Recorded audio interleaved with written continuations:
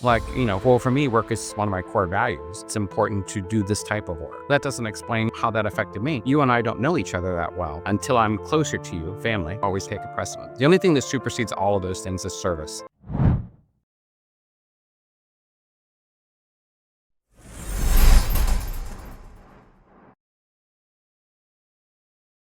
Most people think self-tracking is about counting steps or calories. They're missing the bigger picture. My guest today is Chris Dancy, known as the most connected man on earth for using over 700 sensors, apps, and even implants to monitor his life for more than 2 decades. He's tracked everything from mood patterns to room temperature, and what he's discovered goes far beyond fitness metrics. In our conversation, Chris shows how he maps emotions with technology. He explains why your phone's remaining battery percentage matters more to your brain than you realize, and why he organizes apps by color instead of function. He shares how he spots synchronicities in data, why he gives doctors a visual timeline of his life, and the simple phone hacks that build mindfulness. We also discuss how he unexpectedly became famous by tracking his posture at a conference, and why most people focus on the wrong metrics altogether. Chris's decades-long exploration into technology for fostering self-awareness rather than just productivity might just be a blueprint for hacking your own self-awareness. Stay tuned and glean some insights on how you see the data in your life and learn how to track what really matters. And now, on with the show. Chris, it's so great to have you on the show. Thanks so much. I'm excited to be here. Yeah, so first of all, I'd love to know why you ended up writing your book, Don't Unplug. I get paid a lot of money. Yes, all us authors get just boatloads of cash coming in from. Well, no, seriously, I went out to auction and I got like a lot of it was like $250,000. Mm, Nice, good for you. Yeah. Mm, No, I think, when I was approached about writing the book back in 2015, I had no ambitions to write a book or any of that. It just seemed like a lot of work. But then the more I got involved and understood the uniqueness of maybe my perspective, the more I thought, oh, this might be nice to have as something. And I think my favorite part was the writing the book was great, but I got to read it on Audible. So usually they hire a voice actor, but they wanted me to be my own voice. Imagine that. Um, and actually, it's turned out to be one of my favorite things because with the onslaught of AI in the world, I've been able to actually use the 8 hours of me reading my story to train a lot of models. Well, I read some of it. It was really good what I read, and some very practical advice about things like what to have set up on your smartphone and what not to, the kinds of things to be journaling and things like that. Like I never thought to have a mood journal to keep track of my mood. I thought, wow, this is really innovative stuff. You don't hear these kinds of tidbits of advice every day on the kind of typical productivity podcasts and so forth. So I love if you want to just share some of the best tips and tricks that you've come up with that are not just the same old recycled stuff you hear over and over again. Oh my gosh, so first off, let's remember that this book was written over 10 years ago. So a lot of the things I was doing then, I still do now, but they look different. So, I mean, you mentioned mood. It's totally funny. I totally forgot I had a whole part in the book about mood journaling. I actually used something called Mood Panda back then. Um, so a lot of times what I've learned, at least about mood and emotions, because a lot of people don't understand kind of how thoughts and feelings work together to create moods and emotions. Moods are just emotions strung together for a period of time in which you can have a point of view. That's a mood. Whereas an emotion is something that's singular that will, within you, that might be autonomous, like you're not with anyone or with other people, and it only becomes a mood when there's a little bit more bidirectionality in it because other people sense your mood. But that being said, I think for me, when I was starting to really hyper document my life, starting in 2008, using a lot of technology, it soon became apparent to me that a lot of what I thought was just mindless habitual behavior was actually linked to my mood and my emotions. So like overeating, particularly, some people is even like say they emotionally eat. But, for me, it was more than that. It was emotional spending. It was emotional sex. So everything was emotional. So kind of getting my head around that to understand what were the precursors of some of my behaviors. I'm sorry, some of my feelings, because like they just didn't happen. So I ended up creating kind of, what I would call Gartner has something called a hype cycle, which is this crazy fancy term for like, understanding how software gets adopted within the world. But I went ahead and created something almost like a mood map so I could understand how things went through my life because it was super important for me to get my head around it, because I just didn't end up in these black holes where I was just, time blind and obsessed with something and then totally never thought about it again. It felt a lot like almost, uh, in a real relationship with a person, but everything in my life came and went that way. And within that cycle, I had a bunch of moods, if you would. So it was Mood Panda was great because it was slowly simple. Just how are you feeling? And today it's literally Apple does it on their watch. You can check in and it's a little gradient slider. It's like so commonplace. There's even a journaling app within the Apple and Android ecosystem. So it's a lot. Yeah. Yeah. And so how do you track this now these days? Well, nowadays, I'm gonna be honest with you, it's a lot simpler. I have a pendant that I wear called Limitless. It's a AI company, and they have two modes. They have a hardware mode and a software mode. Software mode, that software just lives on your computer, and it's kind of like recording a meeting. Uh, and the pendant mode just records what you say all day. So obviously, there's a lot of feedback you get from listening to yourself. So I have that as one level. I have another level where kind of subjectively measure how I check in with myself. And I have a third one that just goes through my interactions that are audio in nature, so text, email, etc., throughout the day and just kind of give them a scoring of sorts. And then at the end of the day, those three types of emotional feedback are actually emptied into a system. And that system then gives me kind of an overview on my day. I can show you what it looks like. Yeah, that'd be great. And so if our listener is not watching the video version, they might want to check that out or go to the show notes for this episode, and then we'll have a screen share. Some journaling that came into the day, me just talking and thinking. Um, the AI will go ahead and try to create a mood map based on what I'm saying. And then at the bottom of the screen, it captures the places I go, tasks I complete, people I email or text, bills I pay. I just a lot of stuff. I'm kind of have a lot of low friction data collection. But at the end of the day, it kind of gives me a overview based on not only that day's behavior, but also because it's got almost 20 years worth of my life in it, it kind of looks at like overall, like how you should be really focusing on and what I should really be avoiding.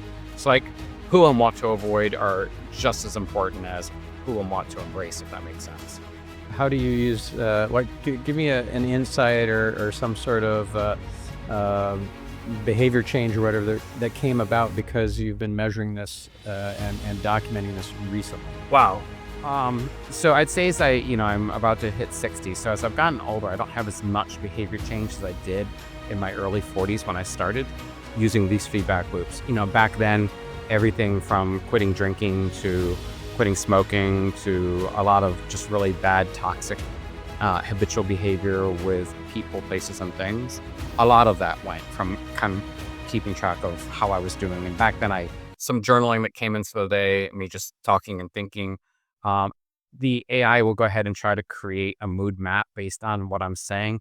And then at the bottom of the screen, it captures the places I go, tasks I complete, people I email or text, bills I pay. I just a lot of stuff. I'm kind of have a lot of low friction data collection. But at the end of the day, it kind of gives me a overview based on not only that day's behavior, but also because it's got almost 20 years worth of my life in it, it kind of looks at like overall, like how you should be really focusing on and what I should really be avoiding. It's like who and what to avoid are just as important as who and what to embrace, if that makes sense. How do you use, give me an insight or some sort of um, behavior change or whatever that came about because you've been measuring this and documenting this recently? Wow. So I'd say I'm about to hit 60. So as I've gotten older, I don't have as much behavior change as I did in my early 40s when I started using these feedback loops. Back then, everything from quitting drinking to quitting smoking to a lot of just really bad, toxic, habitual behavior with people, places, and things. A lot of that went from kind of keeping track of how I was doing. And back then, some journaling that came into the day, me just talking and thinking. Um, the AI will go ahead and try to create a mood map based on what I'm saying.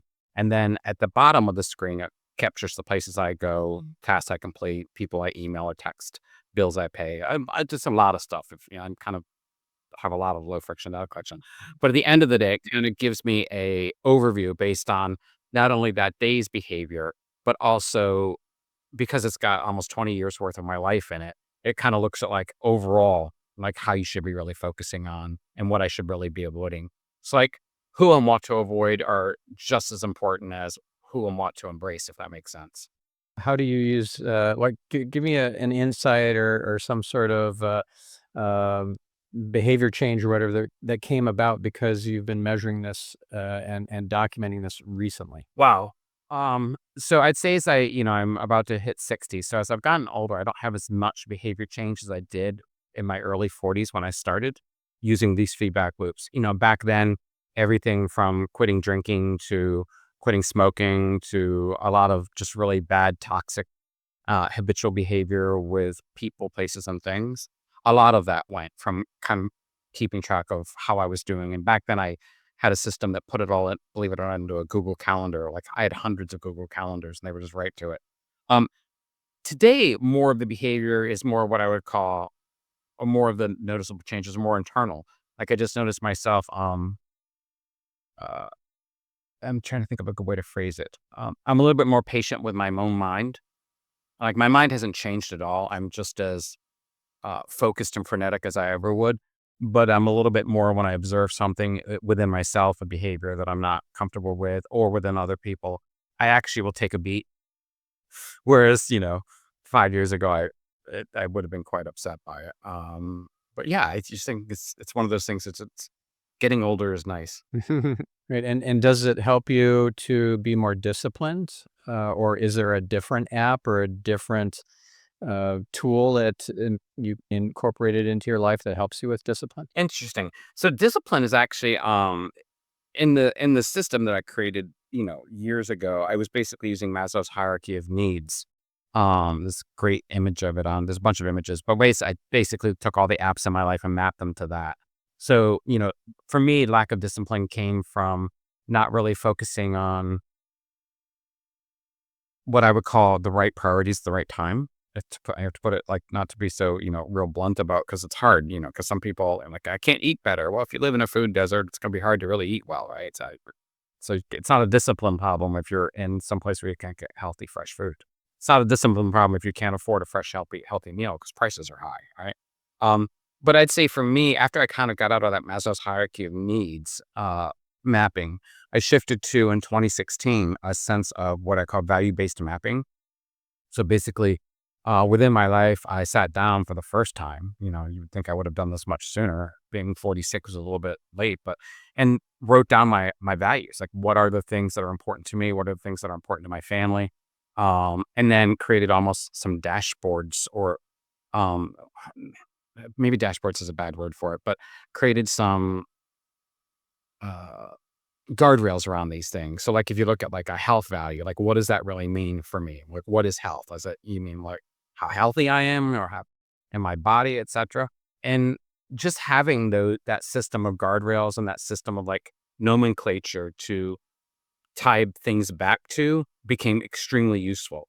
So, like, if I look at a common day and I look at just the statistics on a common day, almost everything in my life falls in one of those, right? So, we talked about health, I've got mental, spiritual, emotional, physical, and all and financial, and all the data that ties back to that. But I also have home. And a lot of people are like home is like where you are. I'm like, no, it's how you behave in spaces where you feel safe, right? Whereas family, family is people you're related to. No, not really. The people you keep close, right? That could be friends, etc. So really, that value based system of keeping track of how I live my time became kind of more the guiding framework for how I live my life. For most people, they think they have a set of values, but what they really have is a current hobby that they think is a value. Values, by their very default, are more generational. Most people's values don't change in a life, within very much in multiple, in a lifetime. Usually they can change just because of aging. Your values at 71 are going to be a lot different than they were at 31. But that's dictated, you know, through time itself. I mean, you don't have as many things that you're trying to juggle at 71 as you did at 31, or the focus is different. And it's been really provocative to have a system like this to explain my behavior to other people. Because sometimes it's like, why did you even do that? Why did you say that? Like, well, for me, work is one of my core values. And within that work value system, to me, it's important to do this type of work. Oh, well, that doesn't explain, how that affected me. Well, you see, you and I don't know each other that well. Right. So, which means, until I'm closer to you, family, in some, it's, the work is going to always take a precedent. That the only thing that supersedes all of those things is service. And that is what I do for the world, unknown by the world, to be a decent human. And there's things, they're recorded by me, but they're never, shared publicly because it wouldn't really be an act of service if we were talking about how much you did. Can you give us a hint at something that you don't want to share publicly, but is And a service that you've done for humanity to, I don't know, align with that high value? sure, sure. In November, I'll look for strangers online and help them go home for the holidays. Um, I often will build systems for communities, AI-based systems in the last 5, 10 years for communities to help run things and just, say, hey, have you ever considered this? I found this on the internet, act like I don't know what it is and just give it to people. I don't know. I'm really random about my service value because it has to, of course, look and feel anonymous, but secondly, have some impact that will be life changing for others, or else. But like you could do simple acts of service, like I don't know. In the last 10 years, I've noticed people don't believe in taking trash out of the movie theater. I don't know why. I don't know when that started. Just like people don't believe in returning carts at the grocery store. I don't know why. I don't know when that started. But like simple acts like that are just a real quick and easy way. Some people are wired that way. I think for me, I was always kind of wired that way. But when you know that you're wired that way and then be really deliberate about it, it's very powerful. Yeah. Yeah, just like picking up trash when you're walking your dog or something like that is, something that you're changing your world, and being the change you wanna see in the world, to kind of, butcher the quote from Gandhi, and who knows how many people are gonna notice that, you're not out there to do it so that you'll, get kudos for it or anything, but you are being a model for others, whether you're ignoring the trash and walking over it, or you're bending over and picking it up and throwing it in a nearby trash can. Yeah, and I think there's a lot of what I would call stunt service work in the world today. Mr. Beast is kind of famous for what I would call stunt service work. You know, oh, we cured 5,000 people's blindness. Blah blah blah, and he has a big video about it. And a lot of people are really defensive around Mr. Beast and people who do these kind of stunty things. But I think for me and my belief system and my value system, um, God's work is best left unseen. Yeah, and the more that you try to get credit from others, the less you'll get from above. Yeah, yeah. I believe that to be true. It's really famous. It's interesting because if you even look at my story of like how did I get a book deal and the TV shows and all the other stuff that happened, I never set out to like become known as the world's most connected person.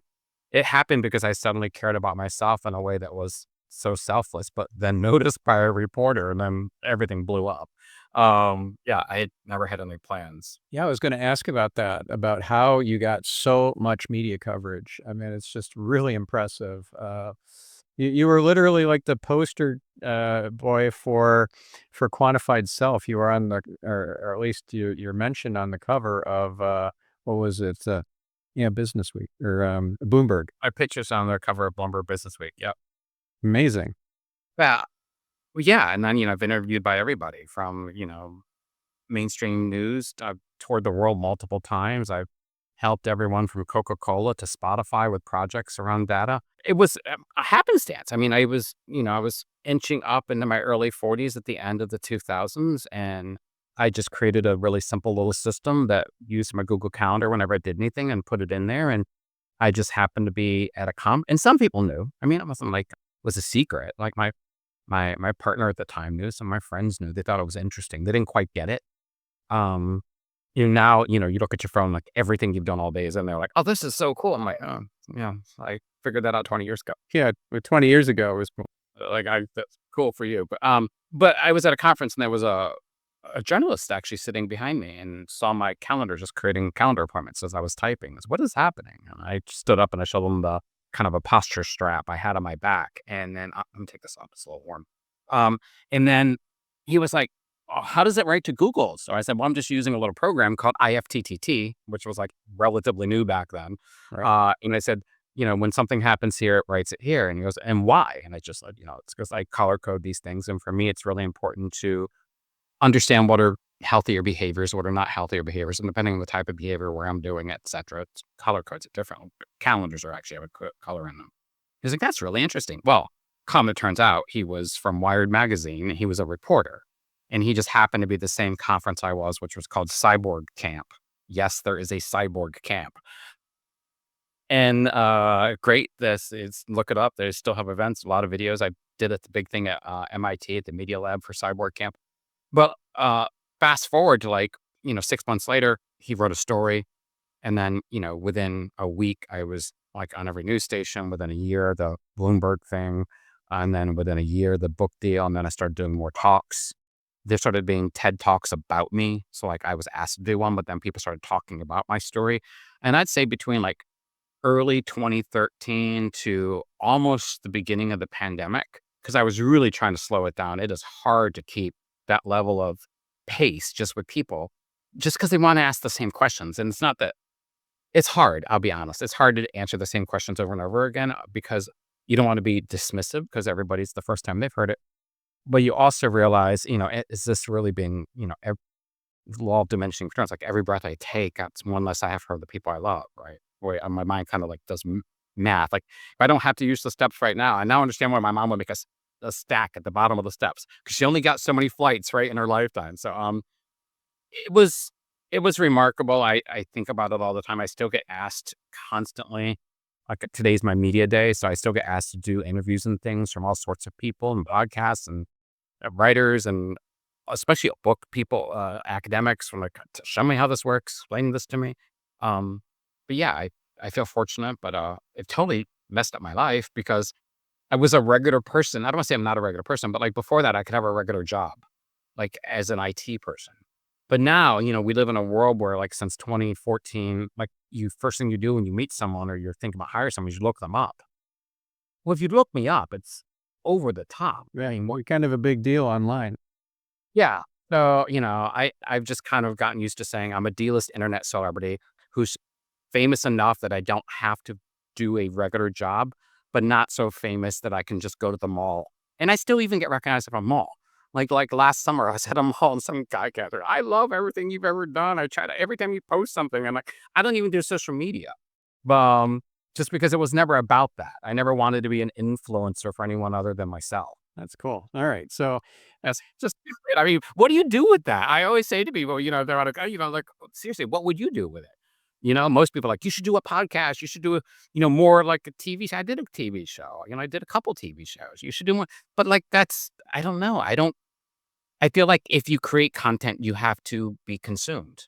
And I never wanted to be that. I mean, there's some people who you think that not as they're an influencer or a social media personality, but they're just like a good human who's really genuinely helpful. Like I think of Leo Laporte that way. It's almost like somebody that you want to get to know as your neighbor. You get to meet him someday, and you're like, "Wow, this is a nice guy. I really like him." And It's so great. I'm a big Leo fan. okay, And I listened to Leo forever. I mean, Leo's been around for he's been around for a long time. Yeah.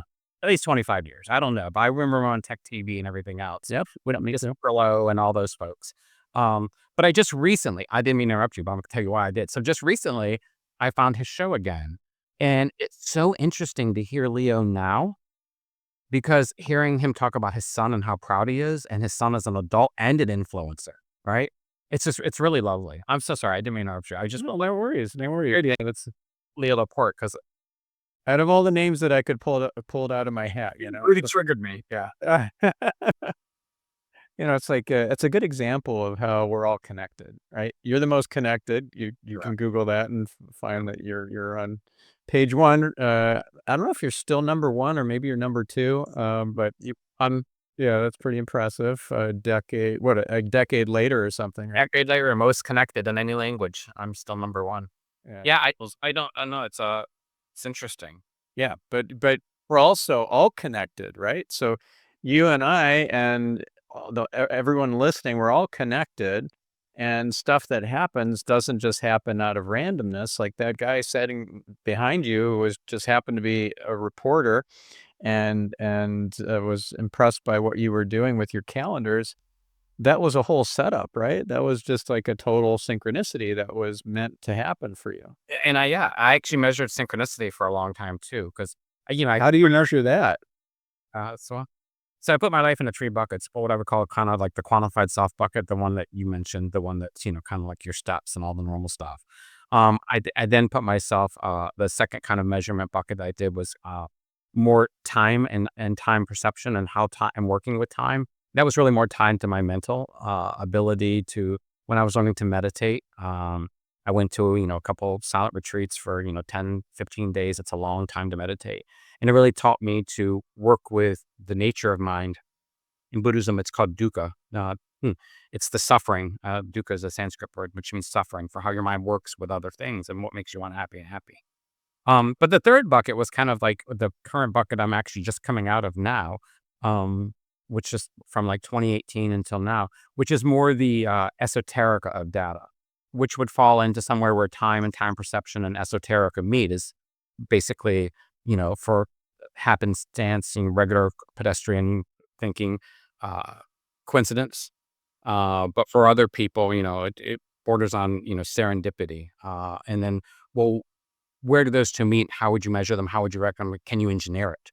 Because a lot of what happens in your life that feels like coincidence at the lower side, deja vu at the lowest, right? Deja vu is just early onset coincidence, and coincidence is just early onset um, uh, synchronicity. Um, and I think it was Freud that really did a lot of work with synchronicity. Uh, It was Jung, Carl Jung. I mean, he coined the term actually after a beetle was knocking on his third story window in the middle of a session. yeah. And like for me, it was just like, at first I just kept a journal. So every time it was a paper journal, it was like 2016 when I started doing this, whenever everything was like really like some major, and for me, synchronicity had to be more than just me noticing something or feeling I'd done it before. It had to be two people in an intersection of something.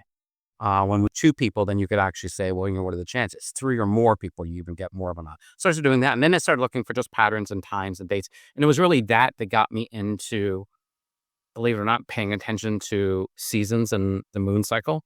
And just, what precursor to chronology, the Greeks called it kairos, this idea of seasons and seasonality. And, we have these kind of times in life. My mother called menopause change of life. She was born in the 40s, right? So like no one uses that term change of life anymore. But, I've since as I've grown and become an adult, I understand like, no, for her, that was a new part of her life. It was a new season. That was a new type of womanhood. So yeah, knowing that and then kind of that system I showed you earlier and just tying back, your pedestrian routine, day-to-day stuff to a particular point in time.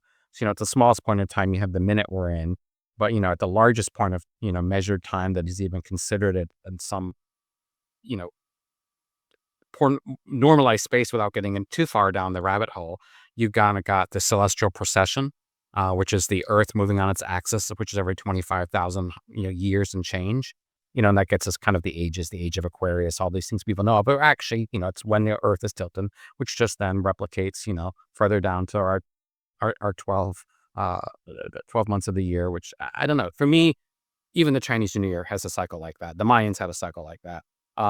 It's been really helpful to understand synchronicity through that lens. So if I'm going to plan something, I literally plan it around, I would almost say, woo. Yeah. So I mean, I pay attention to when Mercury is in retrograde and so forth. I mean, it's why try and go against the flow?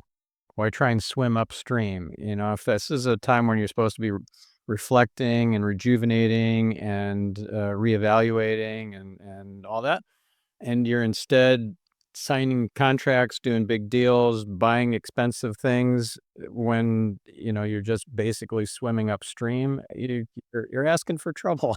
Every time.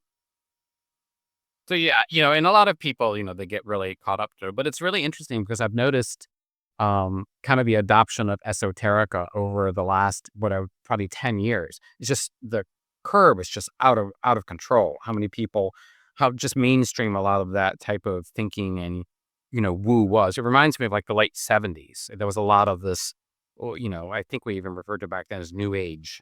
We even had a word for autistic children. They were called star children. We had like all of the same things, but like, again, I think any student of history will understand those patterns are more of a product of the human life just magnified by a population. Yeah, I remember a term also for children of those years, and then actually to still today, indigo children. Yeah. Yeah, yeah, yeah, yeah, yeah. And yeah, a lot of people don't even. Yeah, it's funny. Yeah, because growing up, I was always told uh, I was diagnosed with Asperger's, but apparently that's not a thing. I don't know. I just remember, like, in school, before we even had a word for accommodations, my mom would tell people I needed that. But again, I had a different my brain is a different way of thinking that, I don't know, Yeah, makes and you see that as a gift, right? That's not like a disability or something. It's like a superpower, right? I mean, I'll be honest with you, Stephen, I'm careful with the term superpower only because it's natural for me for it to feel like a superpower, but I've learned from uh, I'm kinda use a lot of language that's outside of my age set. I've learned from, working with experiences within the neurodiverse community, that it can feel n less than, uh it diminishes some of the struggles they have. So why I will agree with you because we're from a time point in time where we could say that relatively comfortably for people who are listening who might be more sensitive to, something that makes life difficult for them. Because again, I mean, we all have, neurotypes. We all have different neurotypes, the ways that our brain processes and handles information, thinking, etc. And neurodiversity is just a collection of neurotypes, when you have ADHD, PTSD, a bunch of other things that fall on the spectrum. Um, uh, my my experience with my brain, while it might be similar to someone else who was in different sets of conditions where they didn't have the tools and or frameworks or people around them to make them make sense. I got a job when I was, in 1980 and, lied about my age, said I was older than I was so I could buy a computer. But technology has always been like a form of accessibility for me. Like computers and working with computers and using them in the way that I use them is how I express myself. So it'd be hard, I think, for me if I was raised differently and didn't have the ability to find and get those things to feel as superpowerish as I do. But between you and me, it definitely feels like a superpower. Right, right. I've got probably undiagnosed ADHD, and I consider that a blessing. I don't feel like I'm uh, disabled or have a disorder or anything. I think that it helps me to get into a hyper focused state when I am in a flow state, when I get the flow trigger or whatever that helps me drop into that space. Then I can get an incredible amount of stuff done, and I can be in a great deal of not just productivity, but I don't know, like creative genius. Creativity is one of my feeling states that gets logged, because there's this very special place for that. Remember I told you, I think when we first started talking, we talked about mapping emotions and that I actually I dug out the, uh, image that I created for myself. So for me, this was kind of what I would call my emotional journey stack. How and when I find flow, how and when burnout happens to me, how and when these things start to make more sense, that I can come back. Because until I can explain an experience or to do something with a level that would help shield people from some of the pitfalls, I'm really not resilient. So it really helped me, I think, to focus on how does my brain work, and then again, use even that chart, something as simple as that, ha- being in a state where I can articulate it and visualize it, so I can share it with someone. I have a chart also. I'll try to find in this call if it's important to you. You'd like to see it, but when I meet a new healthcare provider, a dentist or a doctor or anyone, even my doctors and lawyers and accountants and all of that. And it's just a single infographic, tall one. It's my entire life with my current age at the top, and then every decade, and then columns of like traumas, accidents, deaths, etc. So more emotional side and physical on the other, surgeries and hospitalizations, etc. But in this one infographic, it allows me to summarize my entire life in a way that providers and professionals seem to understand very quickly. I'm not just a person there with a problem in that moment. I'm a complete human being. and consider that when you are working with me. That's phenomenal. I don't know of anyone else that's done that. I know that like having an about page with a timeline of milestones helps build rapport and relatedness and know, like, and trust factor, all that for the visitor on your website. But this is a whole other level. That's really It's not something I mean, I don't share it publicly, but I mean, I have shared it publicly. I might even have an old one here I can bring up. Yeah, I just yeah. I'd love to see it. Yeah, if you're willing to share it with my audience, that'd be great. yeah, it's totally fine. But I've shared it, like, online every now and then, especially people with health conditions, like, I need that for my doctor because, like, my doctor doesn't believe or doesn't, a lot of reasons, but let me find this screen to share. It's You not know, it'd be really cool would be to map out your synchronicities in that it's similar sort of way, because then you could say, like, look, I'm not crazy. This stuff is real. It's documented. I have multiple people who have witnessed this sort of stuff. You know, it's I had a whole party and a whole bunch of people all saw the UFO, not just me. than that. So, this is an older version. That's cool. Yeah. So, you got the behavioral over here, and you've got the medical over here, from the date I was born all the way through, at this point, 2021. But it really helped me, I think, in so many ways when I give it to a provider or professional, or maybe someone I start to get to know better, right? Again, a lot of people, you share your stories, but unless they see them together, that you were 7 years from physical abuse to homelessness at 15, you were 2 years from homelessness a second time, right? You were 3 years from that, from like your lover dying of AIDS in bed next to you in the early 90s. There's a lot that you can talk about, but hearing it is one thing, seeing it together and then seeing the associated behaviors, whether it's drinking or drugging or surgeries or the medical effects of those things, it doesn't quite it doesn't quite land until you have a picture. Uh, yeah, usually, I don't know, I've been really fortunate with providers. Just, yeah, they seem to like, they don't, I'll just phrase it like it's in my head. They don't mess with me. If I say something's going on, they go, okay, yeah, it is. Yeah, well, it's a different level of respect, and you've done your homework, and you're introspective in a way that most people aren't. Yeah, yeah. And I think we don't talk enough about how introspection is, it was a Socrates, to thy own self be true. Um, introspection is one of those things. It's not for the faint of heart.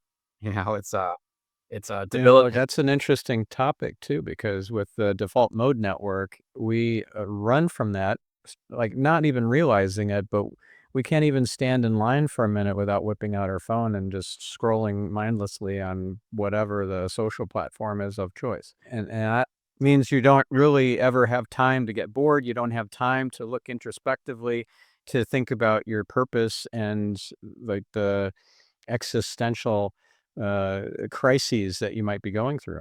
Yeah, but I cultivated that behavior over the last 20 years using countdowns and reminders and systems that bring my life back to me. Kind of, this, Facebook does this a little bit with the on this day, but for me, combining it with other, some of the system I should have something called milestones. But the other thing I think a lot of people don't talk about, one of the pitfalls of being someone who's very introspective and maybe I'm hyper empathetic, right? Where you really struggle with just feeling other people's feelings.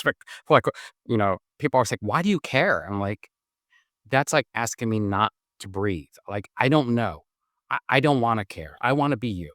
Like, I tell people all that I want to have that feeling that it doesn't matter, but that's not, I don't have it. Like, again, it's like asking me to change my eye color. Um, but the thing I think that I find most provocative with becoming a very introspective person, and living through several existential crises, is how often I have to use my attention when I'm with other people in person, uh, to almost pretend to be distracted so they feel comfortable. Because to give someone your full attention seems to break them. And I don't know if that's becoming worse just because people are so scattered. But I know that it works great on stage, in front of a couple hundred people or a couple thousand people when I'm asked to speak. That gift is great because you can reach a lot of people very fast, almost like Cyclops from the X-Men, right? You just burn through them. But one-on-one or in a small group, I mean, people just like, the Gen Z stare.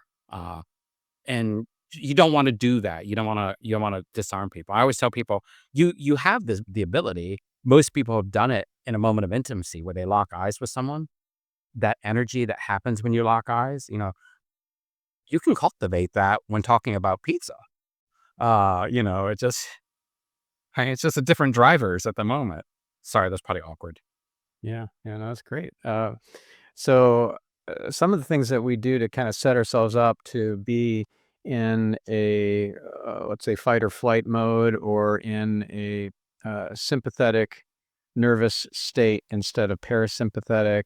I know one of them in your book, and you've spoken about this on video, is setting your phone or having it on by default just show the percentage of battery left versus having it display just a visual of the amount of battery with like a graphic. And I think that's very profound. It's a metaphor for how we do life. So you want to share that tip? Yeah, so I think I started in 2009 doing something called phone palmistry. So oftentimes when I go speak, an organizer will have me do phone palmistry, but the long and short of it is basically people give me their phone unlocked. I don't open any apps, and I just look at their home screen and I kind of tell them about their lives because a lot of people adorn their home screen in a way almost like a value set, Hmm. right down from the lock screen photo on the home screen. But in doing that, I learned very quickly that people's relationships to their phone battery percentages says a lot about how they embrace or not embrace the world around them. So people who have that percentage on are usually more fine tuned to a lot more control than people who can have it turned off. There was a while with iOS where they removed the ability to even have the percentage on there. And a lot of people were like really not doing well. Like, I just don't know what's left for today.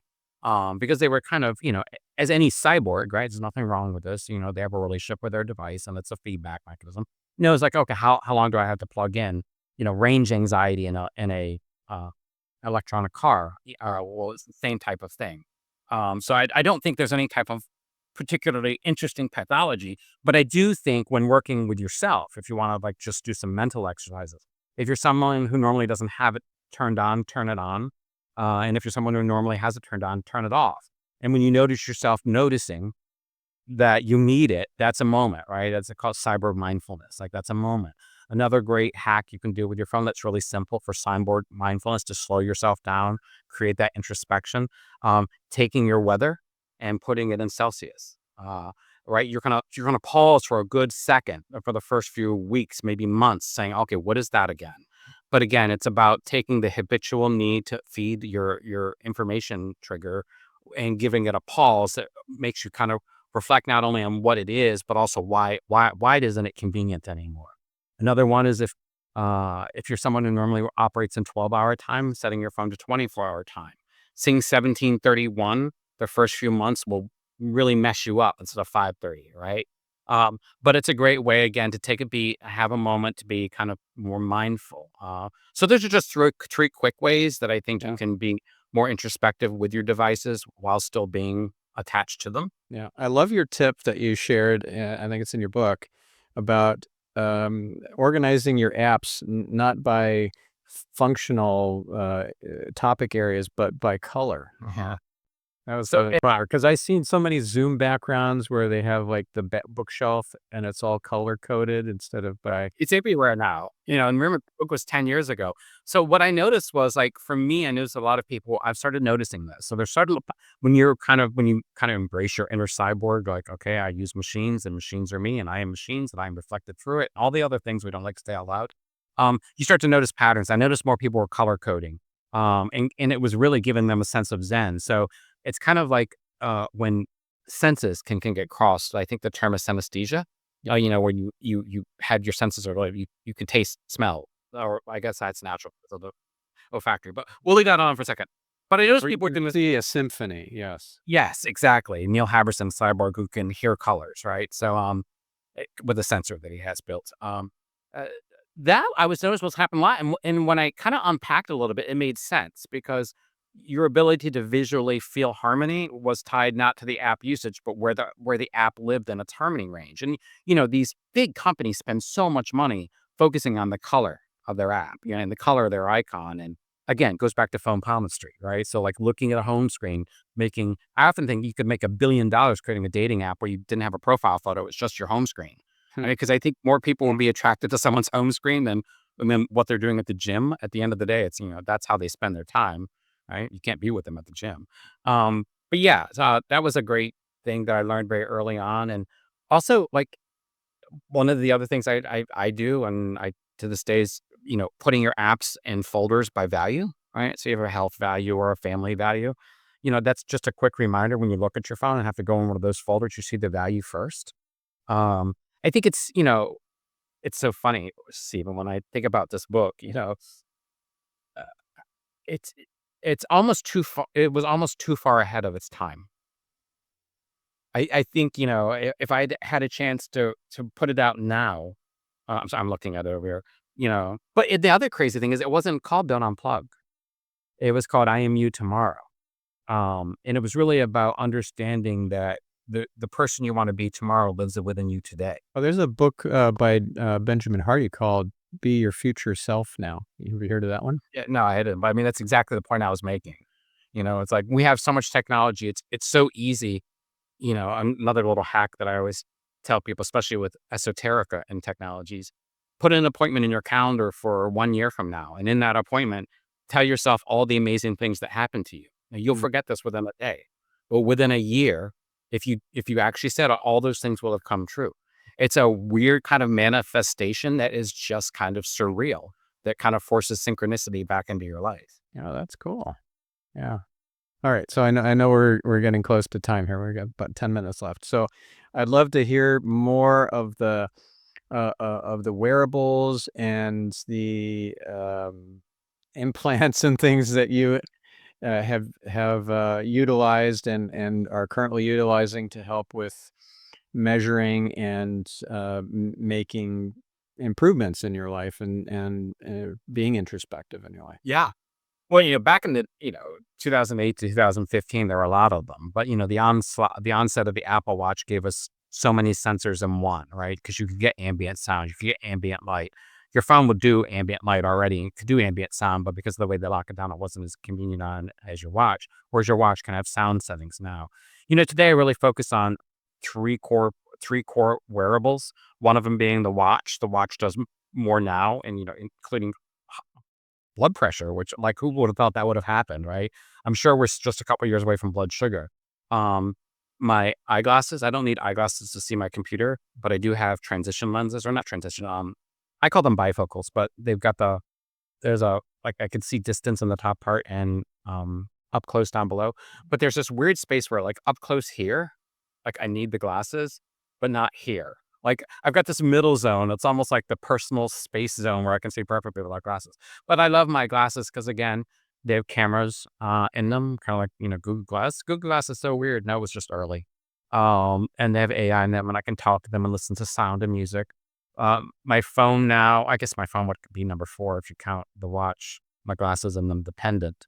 Um, my phone now will play ambient background sound to help you focus, and it just plays them through the glasses.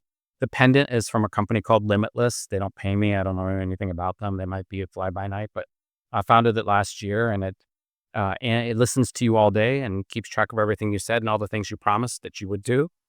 And at the end of the day, it gives you a summary of, hey, these are the things you said you get done. Have you done them? And it does a little bit of coaching. Hey, I noticed you were talking, but you didn't let the other person speak a whole lot.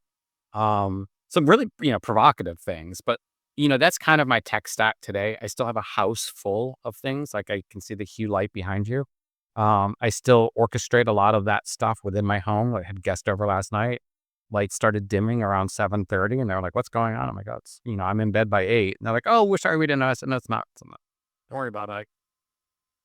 Don't let the door hit you in the.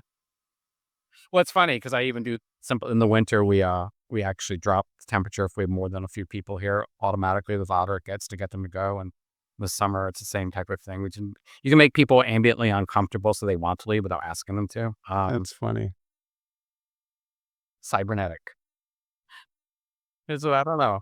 Yes, I mean, just things like that. I don't think it takes a whole lot of technology nowadays to kind of be on top of yourself. It just So if let's take posture. You gave that as an example earlier where you had a posture strap. I don't know if you still have one. That's not something that's covered by the Apple Watch, right? no. So that was covered by Lumo. I don't even know if they're Yeah, they're still. done. Yeah, they're out of business. Yeah. So Lumo was great because if you've ever considered how you're sitting, most people aren't even aware of it, right? It's just one of those things like once you learn. Um, for posture, I actually am sitting on a lot of technology right now. So like underneath my butt is something from Cushion Labs. So I have something on the floor for my feet.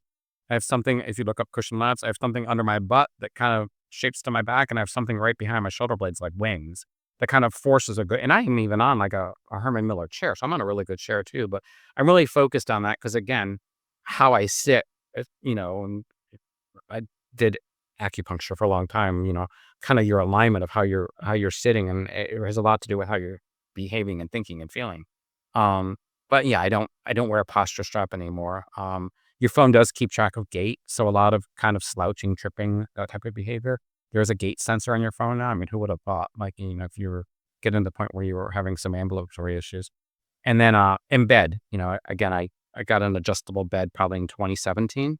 And then put a sleep aid on it. I've had 2 sleep aids. That's the one that drops the temperature of the mattress using water or increases it, heats it up. So, I still have a lot of things like that, but yeah, it's weird because I almost think, Stephen, a lot of the stuff is normal. Like, a lot of people know about these things. Yeah. I mean, I don't know. I mean, I think a lot of people like you are. You're ahead of the crowd for sure. You're Well, I mean, I really meet a lot of young people who know about, like, the sleep aid mattress, and that, I don't know, they like, or Hue lights. I mean, they know these things. They know that Hue has a setting to help with circadian rhythm. Well, they may know about it, but you're actually using it, which is there's a big jump. And the people who know, like, oh yeah, I've heard of Lumo. I actually had a Lumo lift that I think I wore once. Maybe I didn't even wear it once. It's like I got all the gadgets, but I didn't actually apply not even half of them. I have a Muse S head band that I've never used. I've literally never used it. I've used the Muse 2, got that in a box somewhere. I haven't used it in years, but, I got the Muse S, I love the shiny objects, and so I buy it and then I don't use it, and, I don't know. My experience with Muse, I've met the CEO a few times at different events and things. It was a little bit different. I mean, I was meditating at that point. So I was an active meditator. So, had been going to Shambhala, had been to retreats. So when I got my first Muse, I got my first one in 14 or 15. It was really interesting because I was like, well, how well am I doing? Which kind of taught me like, oh my God, if I'm asking the question, I'm not doing well at all. Right. Because a lot of meditations about non-judgmentally being aware of the present moment. Right. Like, oh my gosh, I'm fucking doing, sorry, so me swear, but I'm doing everything wrong that like I've been taught not to do. It's like the tool kind of messed me up that way. But then I started like actually using it for, when I'm meditating, I can drop myself into a state like even like really fast. I can just go there like with my mind. But what I liked about it was I learned to do that not from sitting, but using the Lumo. There was an app that just gave you the raw feed from the Lumo, not the Lumo bull crap, the birds and all the other stuff.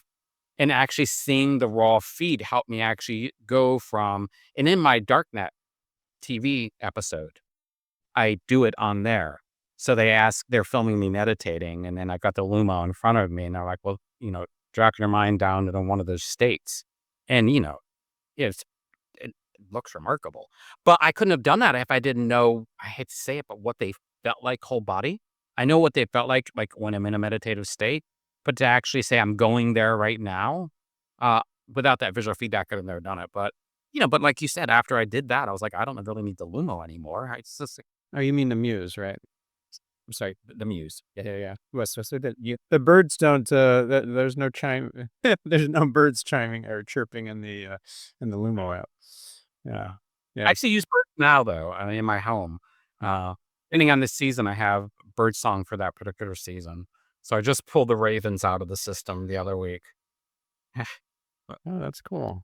yeah, One of the things I do to get in a, kind of a productivity zone, get into flow, is I'll put, the sound of rain, with some occasional, like thunder and so forth, and then I'll just start working on something that I don't really wanna do, like eat the frog as Brian Tracy would say. And so I work on that. I turn on the sound of kind of a storm with rain and everything, and it helps. It really does. So if it's birds, if it's rain, if it's are you on the ACP? cafe, yeah.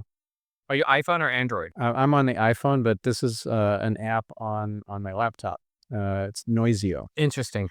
iPhone now has I think it's an accessibility background sounds just like you're describing. So they'll play just randomly in the background for you. They're kind of cool. I bet at 26 will end up. Oh, you have a Mac too? Yeah. I would. Yeah. I bet. Yeah. I would have noticed a lot of stuff that like Noisio becomes popular, and Apple just steals the idea. Um, that's kind of fun. Yeah. Yeah. I don't know. I love sounds. I really love smells. Back here, see these two little bottles? Mhm. If you can zoom in, I can almost pinch and zoom, but there's two little bottles right here. Yep. There was this place in the 80s, if you were a mall person, called Evelyn and Crabtree or Crabtree and Evelyn. I think it might still be around. I don't know. Right. But they had a smell called Moroccan Mist. Kind of dumb. It's like a room spray. Don't make it anymore. Haven't made it in years. But as a kid, I would buy it because I loved it. Smell kind of, I don't know, kind of oriental or exotic, or it was just like one of these smells you just wouldn't get all these different things together. But now, whenever I kinda want, like, a hit of past, I literally will just spray it in the air, and it's so amazing to kinda, like, instantly go back to that, to your teenage bedroom and, kinda just feel those feelings just by closing it. And I don't know if you've noticed, but, like, there's a lot of influencers now who are their entire shtick, and there's a lot of AI videos where they just take you back in time, like a '70s living room, and it's just an AI video of, like, regular people just sitting in a '70s living room. I think we're so close to, some form of cognitive time travel, in the near future. Even sorry, I'm just going on a rant now, but, like, just seeing what they've done with Wizard of Oz in Vegas blows my mind. It's so exciting. They put it in the sphere. So they used AI to take the original, Wizard of Oz film and then expand it way beyond and show you things you would have never seen by extrapolating the scenes and drawing what should be there. It's mind blowing. I think you'd really find it interesting, Stephen. Yeah, yeah, cool, cool. Okay, so we'll have lots of fun putting the show notes together for this episode, all the links and everything.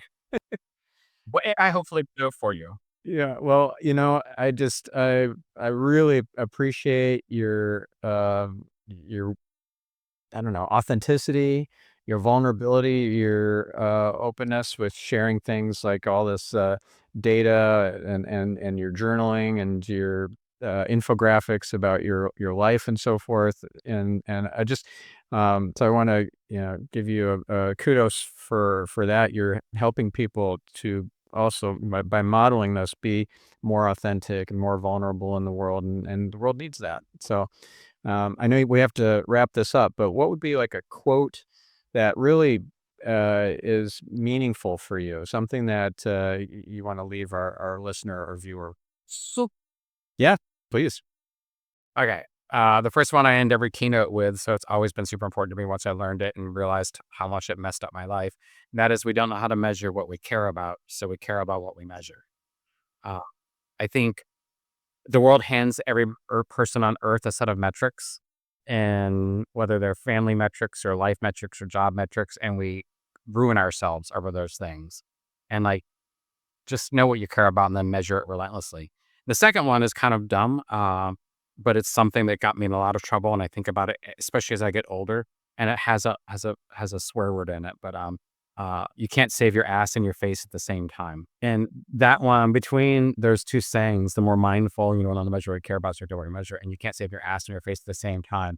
They just help every single day because every single day I find those two situations in my life. Mm-hmm. Oh, that's great. All right. So if our listener or viewer wants to learn more from you, they want to get your book, they want to follow your social, you're not on social, but you must be. Hey, on social, I have a Facebook like fan page, but I don't really do much with it. The book I think is out of hard print, and the paperback I don't know if they're going to do or not, but Kindle. I know it's on Kindle and I know it's on Audible still because it'll be there forever. But yeah, I have a website just called chrisdancy.com. The only thing that really out of it, I mean, there's a lot of this information we talked about today on there. But there's also a contact page. So if you ever, I tell people all the time, my phone number is literally on that page. So if you're listening to this now and you think, oh my gosh, this really blew my mind, or oh my gosh, I am struggling. My spouse would tell you I get phone calls a few times a week from absolute strangers. I'm always around. I believe the most important thing we can do is be there for each other. And if you ever need anything, just that's how you can find me. You can literally pick up the phone. I'm from the '80s. when I pick up the phone, I answer. So Mm. it's cool. That's great. Somehow I have a feeling that you've saved people's lives with your book. I don't know. That's my intuition tells me that. That's very kind. I definitely have. I've been told it's changed people's perspectives and helped them a lot, but I've never heard that. So uh, that's maybe beyond a level of awareness that I'm capable to have right now in this moment. All right. Well, thank you so much, Chris. And thank you, listener. Sure. Thank you, viewer. Go out there and make the world a better place. We'll catch you in the next episode. I'm your host, Stephan Spencer, signing off. If you want to hear more conversations like this on self mastery and mindful living, then I recommend episode 86 with Brent Charlton, episode 311 with Allison Maslin, and episode 529 with Derek Sivers. Also, I invite you to check out the show notes, transcript, action-based checklist, and all the URLs mentioned in this interview with Chris Dancy at getyourselfoptimized.com/533. If you enjoyed the conversation, I encourage you to share this episode and, more importantly, the entire show Get Yourself Optimized with a friend. Change your life and help me spread the light. Thank you.